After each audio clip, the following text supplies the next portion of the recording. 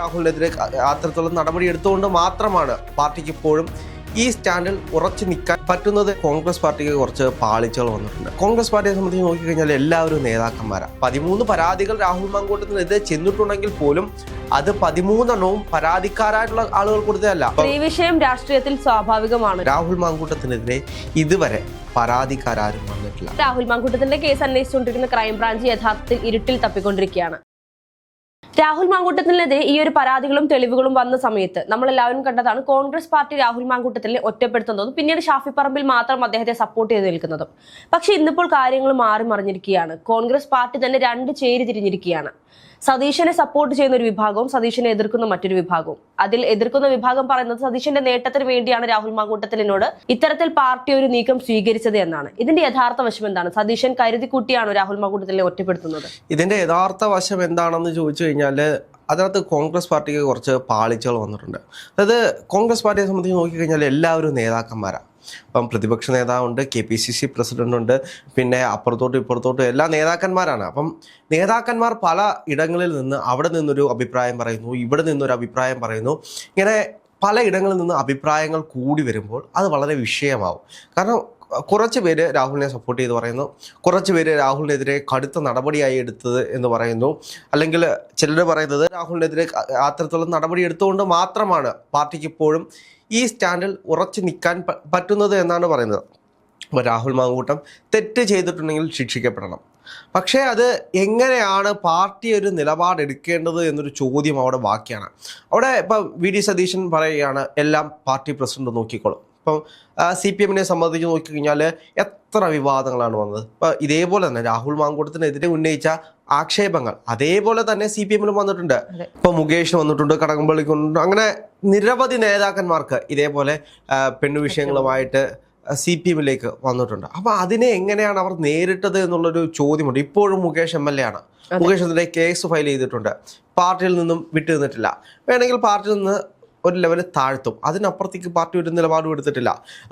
ആ കേസ് എന്താവട്ടെ എന്നറിഞ്ഞിട്ട് മുകേഷിൻ്റെ രാജി വേണോ വേണ്ടയോ എന്നാണ് പാർട്ടി സെക്രട്ടറി. അവിടെ എല്ലാം ഒറ്റൊരാളിലേക്ക് ഒതുങ്ങും.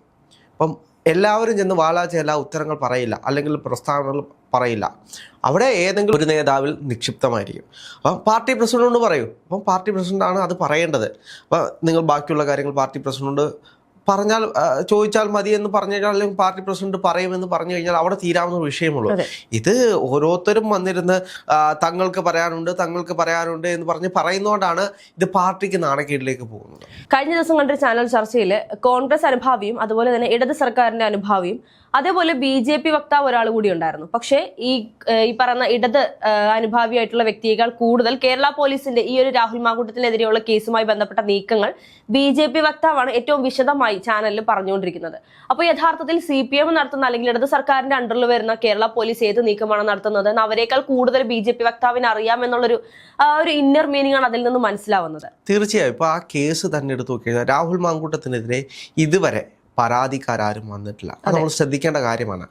അപ്പം പരാതി ഉണ്ടോ എന്ന് അന്വേഷിച്ച് നടക്കുന്ന കുറെ ആളുകളുണ്ട്. പല ചാനലുകാരും പരാതിക്കാർ വന്നിട്ടുണ്ട്. 13 പരാതികളാണ് രാഹുൽ മാങ്കൂട്ടത്തിനെതിരെ വന്നിട്ടുണ്ട്. ഈ പരാതികളെല്ലാം തന്നെയും വാർത്ത കണ്ട്, നമ്മളെ പോലെ തന്നെ വാർത്ത കണ്ട് അതിൽ നിന്നും പരാതിയുമായി വന്നിട്ടുള്ള ആളുകളാണ്. അതെ, ഇതിന്റെ പ്രധാനപ്പെട്ട കാര്യം അവിടെയാണ് കിടക്കുന്നത്.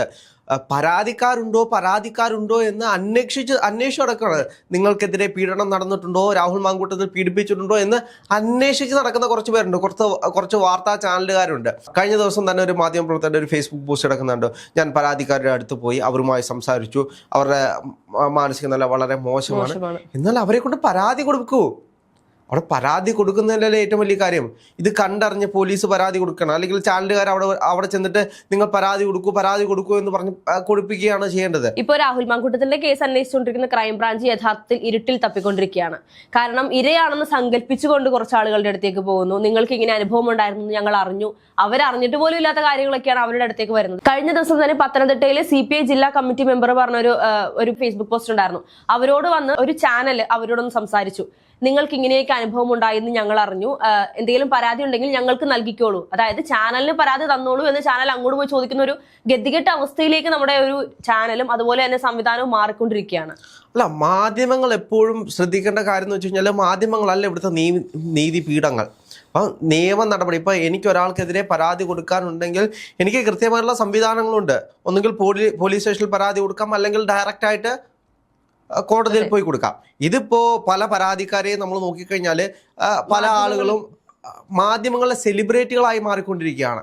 ഇപ്പൊ രാഹുൽ മാങ്കൂട്ടത്തിൽ പീഡിപ്പിച്ചിട്ടുണ്ട്, ഉണ്ടാകാം, ഉണ്ടായേക്കാം, ഉണ്ടായില്ലെങ്കിൽ എന്ത് ചെയ്യും, ആ രീതിയിലാണ് പോകുന്നത്.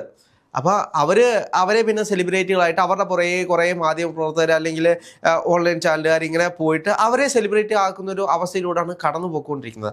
അപ്പം ഇവിടെ ആരാണ് തെറ്റ് ചെയ്തിട്ടുള്ളത് എന്ന്, അല്ലെങ്കിൽ ആരാണ് പരാതിക്കാരി എന്നുള്ള ഒരു സ്റ്റാൻഡ് ഇവിടെ ഇല്ല. പരാതിക്കാരും ഇതുവരെ ഇല്ല. 13 പരാതികൾ രാഹുൽ മാങ്കൂട്ടത്തിനെതിരെ ചെന്നിട്ടുണ്ടെങ്കിൽ പോലും അത് 13 പരാതിക്കാരായിട്ടുള്ള ആളുകൾ കൊടുത്തതല്ല. ഈ വാർത്ത കണ്ടിട്ട് തേർഡ് പാർട്ടി ആയിട്ട് കൊണ്ടുകൊടുത്തതാണ്. അപ്പോൾ ആ കേസുകളൊന്നും നിലനിൽക്കില്ല. അത് അന്വേഷിച്ച് ആ അന്വേഷണത്തിൽ എന്തെങ്കിലും കഴമ്പുണ്ടെങ്കിൽ മാത്രമേ അത് നിലനിൽക്കൂ. രാഹുൽ മാങ്കൂട്ടത്തിന്റെ കാര്യം എടുത്ത് നോക്കിക്കഴിഞ്ഞാൽ അത്രത്തോളം പീഡന കാര്യങ്ങളൊന്നും അതിനകത്തൊന്നുമില്ല. ഒന്നെങ്കിൽ ചില ഫേസ്ബുക്ക് പോസ്റ്റുകളിൽ ഫ്ലർട്ടിങ് ചെയ്ത് കാണും, അല്ലെങ്കിൽ ഹലോ ഹായ് സുഖമാണോ, അല്ലെങ്കിൽ പണ്ടത്തെ അതേപോലുള്ള ചാറ്റുകൾ കാണും. പക്ഷെ അതൊക്കെ 2020-2021 കാലഘട്ടത്തിലുള്ളതാണ്. രാഹുൽ മാങ്കൂട്ടത്തിൽ ഒന്നുമല്ലാതിരുന്ന ഒരു കാലത്ത് നടന്നൊരു മെസ്സേജുകളാണ് ഇന്നിപ്പോൾ രാഹുൽ മാങ്കൂട്ടത്തിൽ ഈ ഒരു സ്ഥാനത്തിരിക്കുമ്പോൾ ഉയർന്നു വരുന്നത് എന്നുള്ളതാണ്. അതെ, ആ കാരണം എന്ന് വെച്ച് കഴിഞ്ഞാൽ അദ്ദേഹത്തിന്റെ വളർച്ച പെട്ടെന്നായിരുന്നു. അത് നമുക്കെല്ലാം അറിയാവുന്ന പോലെ തന്നെ തെരഞ്ഞെടുപ്പ് വരുന്നു, നിയമസഭാ തെരഞ്ഞെടുപ്പ് വരുന്നു. നിയമസഭാ തെരഞ്ഞെടുപ്പിൽ മാധ്യമങ്ങൾക്ക് മുന്നിലേക്ക് ഇന്ന് ചാനൽ ചർച്ചകൾ പങ്കെടുക്കാൻ ഒരാളായിട്ട് രാഹുൽ മാങ്കൂട്ടത്തിൻ്റെ പാർട്ടി നിയോഗിക്കുന്നു. രാഹുൽ മാങ്കൂട്ടത്തിൽ വരുന്നു. അതിശക്തമായിട്ട് തന്നെ പാർട്ടിയെ കൃത്യമായിട്ട് പ്രതിരോധിച്ച് കൃത്യമായി മുന്നോട്ട് കൊണ്ടുപോയി എന്ന് വേണമെങ്കിൽ നമ്മൾ പറയാം. അതിനുശേഷം പ്രവർത്തകരുടെ ഇടയിൽ അവർക്ക് കൃത്യമായിട്ടൊരു മറുപടി, ഇപ്പൊ ഡിജിറ്റൽ മീഡിയയുടെ കാലമാണല്ലോ, അത് പ്രചരിപ്പിക്കാൻ പറ്റുമെങ്കിൽ അത് കൃത്യമായിട്ട് പറയാൻ കഴിയുന്ന ഒരാൾ രാഹുൽ മാങ്കൂട്ടത്തിലായിരുന്നു. അങ്ങനെ രാഹുൽ മാങ്കൂട്ടത്തിനെ ജനങ്ങളുടെ ഇടയിലേക്ക് ആകൃഷ്ടനാകുന്നു, അല്ലെങ്കിൽ ജനങ്ങൾ പറയാൻ ഉന്നയിക്കുന്ന കാര്യങ്ങൾ കൃത്യമായി രാഹുൽ മാങ്കൂട്ടത്തിൽ പറയുന്നു. അത് പ്രവർത്തകർ കൃത്യമായിട്ട് അവർക്ക് മറ്റുള്ള ആളുകളിലേക്ക് പ്രതിരോധിക്കാൻ വേണ്ടി ഇട്ടുകൊടുക്കാൻ കഴിയുന്നു. അങ്ങനെ പാർട്ടിയെ എത്രത്തോളം പാർട്ടിയിൽ അടിയുറച്ച് നിൽക്കുന്ന ആളുകൾക്ക് പോലും പാർട്ടിയെ ശക്തിപ്പെടുത്താൻ വേണ്ടി രാഹുൽ മാങ്കൂട്ടത്തിന് ഉപയോഗിക്കാൻ കഴിഞ്ഞു. പിന്നെ രാഹുൽ മാങ്കൂട്ടത്തിൽ മറ്റൊരു ക്വാളിറ്റി നമുക്ക് പറയാതിരിക്കാൻ സാധിക്കില്ല. കാരണം ഈ ഒരു പരാതി വന്ന സമയത്ത് സാധാരണഗതിയിൽ ഇങ്ങനെ ഒരു പരാതി വരുമ്പോൾ പരാതിക്കാരിയായിട്ടുള്ള പെൺകുട്ടികൾ പ്രതിസ്ഥാനത്ത് നിൽക്കുന്നവർ ആരാണെങ്കിലും അവർ പരാതിക്കാരിയായ പെൺകുട്ടിയെ മോശമായി ചിത്രീകരിക്കുന്ന ഒരു പ്രവണത നമ്മൾ പലതവണ കണ്ടിട്ടുണ്ട്. പക്ഷേ ഈ ഒരു അവസരത്തിൽ രാഹുൽ മാങ്കൂട്ടത്തിൽ ഒരു ബൈറ്റ് നൽകിയപ്പോൾ, ചാനലിൽ ബൈറ്റ് നൽകിയപ്പോൾ അദ്ദേഹം പറഞ്ഞത്, ആ പെൺകുട്ടിയെ കുറിച്ച് ഞാൻ കൂടുതലൊന്നും പറയുന്നില്ല, അല്ലെങ്കിൽ അതിനെക്കുറിച്ച് കൂടുതൽ ഞാൻ സംസാരിക്കാൻ ആഗ്രഹിക്കുന്നില്ല. അതൊരു പക്ഷേ ചിലപ്പോൾ അതൊരു രക്ഷപ്പെടലായിരിക്കാം. അതല്ലെങ്കിൽ ആ ഒരു പെൺകുട്ടിയെ മോശമായി കാണണ്ട, അല്ലെങ്കിൽ അതിന്റെ ആവശ്യമില്ല, മാധ്യമങ്ങൾ ഇനി അതുകൂടി എടുത്ത് ചർച്ച ചെയ്ത് ആ കുട്ടിയെ ഒരു സമൂഹത്തിൽ മോശമായി ചിത്രീകരിക്കപ്പെടരുത് എന്ന് കരുതിയിട്ടായിരിക്കാം ഇത്രയും ദിവസങ്ങളായിട്ടും രാഹുൽ മാങ്കൂട്ടത്തിൽ ആ പെൺകുട്ടിയുടെ പേര് പറഞ്ഞുകൊണ്ട് വെളിപ്പെടുത്താതെ ഇപ്പോഴും സൈലന്റ് ആയി തന്നെ ഇരിക്കുന്നത്. ചിലപ്പോൾ ഇത് അവരുടെ പേഴ്സണൽ ലൈഫിൽ എന്തെങ്കിലും കാര്യങ്ങളാകാം. അതിന്റെ ഇടയിലേക്ക് ചിലപ്പോൾ ഒരു തേർഡ് പാർട്ടി വന്നതുമായി ബന്ധപ്പെട്ടുണ്ടായ ചില വിഷയങ്ങളായിരിക്കാം ചിലപ്പോൾ ഇപ്പോൾ കാണുന്നത്. നമുക്ക് ഒന്നിനെ പറ്റിയും പറയാൻ കഴിയില്ല. രാഹുൽ മാങ്കൂട്ടത്തിൽ എന്തെങ്കിലും നിയമവ്യവസ്ഥയിൽ തെറ്റായിട്ടുള്ള കാര്യം ചെയ്തിട്ടുണ്ടെങ്കിൽ അത് നിയമത്തിന്റെ വഴിക്ക് പോകണം. അദ്ദേഹം തെറ്റ് ചെയ്തിട്ടുണ്ടെങ്കിൽ ശിക്ഷിക്കപ്പെടണം. അത് തന്നെയാണ് ഇവിടുത്തെ എല്ലാ ആളുകളും പറയുന്നത്. ഇപ്പോൾ തന്നെ ഈ കാര്യങ്ങളൊന്നും മലയാളികളെ സംബന്ധിച്ച് ഇതൊരു പുതുമയല്ലാത്ത വാർത്തയായി വന്നിട്ടുണ്ട്. കേരളത്തിലെ എല്ലാ രാഷ്ട്രീയക്കാർക്കെതിരെയും ഇത്തരത്തിലുള്ള ആരോപണങ്ങൾ വന്നിട്ടുണ്ട്. സ്ത്രീ വിഷയം രാഷ്ട്രീയത്തിൽ സ്വാഭാവികമാണ് സ്വാഭാവികമായിട്ടുള്ള അവസ്ഥയിലേക്ക് പോയി കഴിഞ്ഞു. അത് കാലാകാലങ്ങളായിട്ട് ഒരാളെ നശിപ്പിക്കാൻ വേണ്ടിയിട്ട് ഏറ്റവും നന്നായിട്ട് ഉപയോഗിക്കാൻ കഴിയുന്ന ഒരു കാര്യം എന്ന് പറയുന്നത് സ്ത്രീ വിഷയമാണ്. രാഷ്ട്രീയ പ്രവർത്തനത്തിൽ ഒരു വ്യക്തി മുന്നോട്ട് വരികയാണെങ്കിൽ അവനെ തളർത്താനും അവനെ നശിപ്പിച്ചു കളയാനും ഒറ്റ കാര്യം മതി, ഒരു സ്ത്രീ. ആ ഒരു സ്ത്രീ വിഷയം കൊണ്ട് അയാൾ ഒന്നെങ്കിൽ പിന്മാറിപ്പോവും, അല്ലെങ്കിൽ ഫൈറ്റ് ചെയ്ത് മുന്നോട്ട് പോകും. അപ്പോൾ അങ്ങനെയുള്ള രാഷ്ട്രീയക്കാർ തന്നെയാണ് ഇപ്പോഴും നമ്മുടെ നിയമസഭയിലാണെങ്കിലും പാർലമെന്റിലാണെങ്കിലും എല്ലാം ഉള്ളത്. അപ്പം അതിൻ്റെ ഇടയിൽ അത് കൃത്യമായിട്ടുള്ള പരാതിയാണോ അതോ കെട്ടിച്ചമച്ചതാണോ, ഇതിനകത്ത് എത്രത്തോളം വസ്തുതകളുണ്ട്, നിയമപരമായിട്ട് എന്തെല്ലാം സാധ്യതകളുണ്ട്, ഇതെല്ലാം നമ്മൾ മനസ്സിലാക്കാൻ കഴിയണം.